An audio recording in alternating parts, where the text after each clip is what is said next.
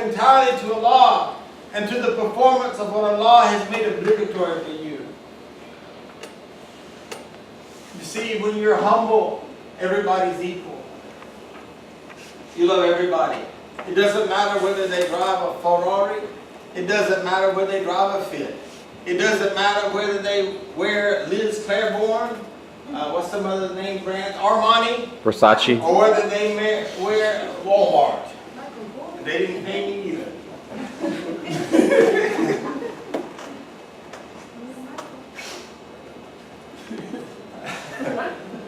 I can't see the time over there first.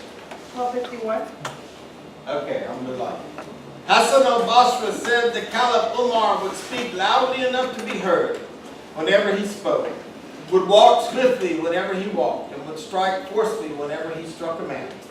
All the same, he undoubtedly was a man with real humbleness of heart, deliberately wearing by one's choice the looks of one who possesses humbleness of heart is a self-delusion and a rules of Satan and is reprehensible. You see, I tell my beloved brothers and sisters when they embrace Islam, I tell my brothers, don't let me see you walking around here with a jalabiyah on, because that doesn't make you a Muslim. And then, by the way, the Prophet Muhammad didn't wear that fabric. They didn't make that fabric in those days. So don't tell me that's what the Prophet wore, because I know better. Get your heart. You see, this Islam, folks, lives in this heart right here. When your heart is right, everyone that you meet will want what you have. They will be inspired by what you have. They will tell you, I want what you have. They will say, Allahu Akbar, and they won't even know what they're saying. But in their heart, they will say, Allah is so great. I see the manifestation of Allah in that person.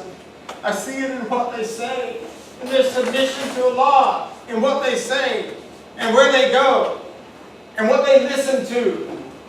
They don't listen to music that talks about being destructive or abusive to women. They don't listen to music that swears and curses God with the creation of God. They listen to things that please God. Yes, brother. There was this brother named Abdul Malik. There was this brother named Abdul Malik, and he studied in Mecca. And he said that he would meet some of the people who he studies with, and they wouldn't give him salam because he didn't have his beard. That sounds a little bit like arrogance to me, but Allah. I don't think I'm so good that I can deserve not to give salam to anyone except in the Sunnah, where it says if someone is drinking alcohol, they should not be salam. But other than that, I'm not going to judge people. I'm not that pious. Once some Christian asked me why these women wear that long thing and this. I said maybe they are following Bibi Maryam, Jesus' mother. That's what I get. That is the best answer. But the word kashur, according to its lexical root, refers to the lowering of the voice and the glance when it is not artificial, but arises out of a real modesty and fear of Allah. You see, the motivation for it is to please Allah, folks. The motivation is not to show off, not for men and the masses. Oh, he's such a humble brother, look at him. But they recognize your humility by the actions that stem from this very seat of your heart.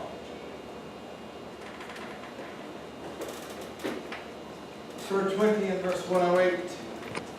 That day everyone will follow the call of the caller, with no deviation therefrom, and all voices will be hushed before the most merciful. So you will not hear except a whisper of footsteps. The word hudur, on the other hand, refers to the bodily posture, which shows modesty and humility. In Surah 26, verse 4, if we willed, we could send down to them from the sky a sign, so their necks will remain humble to it. The position and value of khushur in regards to salah is found in Surah 20 and verse 14. Indeed, I am Allah, There is no deity except me. So worship me and establish prayer for my remembrance.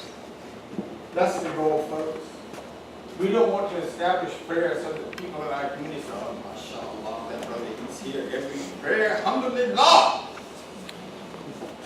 Or so that people can see our car in the parking lot. But we remember for Allah because we know Allah is the greatest.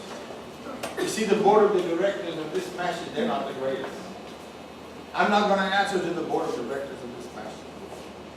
So it doesn't matter to me that the board of directors of this masjid say, mashallah, Imam Sykes this and Imam Sykes that. Doesn't mean a hill of beans to me. Because I'm not going to answer to them and I'm not going to give before them. They're not my judge. So our hearts have to be that we establish prayer for the remembrance of Allah. Look at the beauty in remembering Allah. I'm remembering right now in this moment that nothing is greater than Allah. No thing, no created thing, nothing that would distract me is greater than Allah subhanahu wa ta'ala. That's who I'm doing this for. Yes, brother. Before you end your class, can you show or can you demonstrate how you spell Allah when you're praying? Okay. Would that be okay? Yes. No, when you're praying. I'm going to, I got you. Okay. But I just want to do this, if I may. This is Aleph, and this is Lam in the Arabic, so we'll do it separately. And then this is Ha. Yeah. This is the triliteral root of the word Allah. And so when I'm standing, I'm in this position.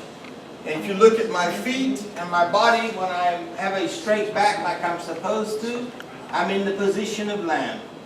And I come back in the position of Aleph. And I go into Ha. Just look at my body and you'll see Allah. Not in me, what I'm spelling.